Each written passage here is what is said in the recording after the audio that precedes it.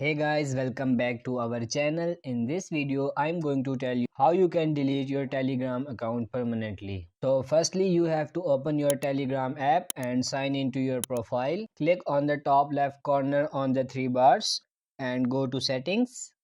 Scroll down in the help section and tap on this Telegram FAQ. And once the page loaded, scroll down to your account section and tap on delete your Telegram account. Then tap on deactivation page.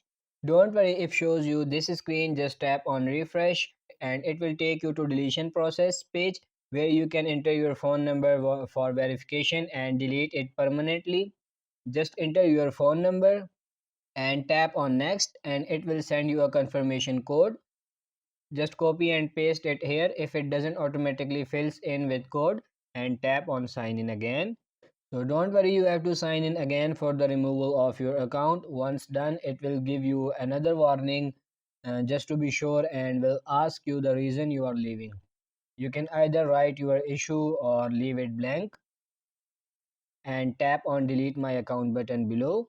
Another warning message will prompt out. Final step, just tap on the right button to remove your account successfully.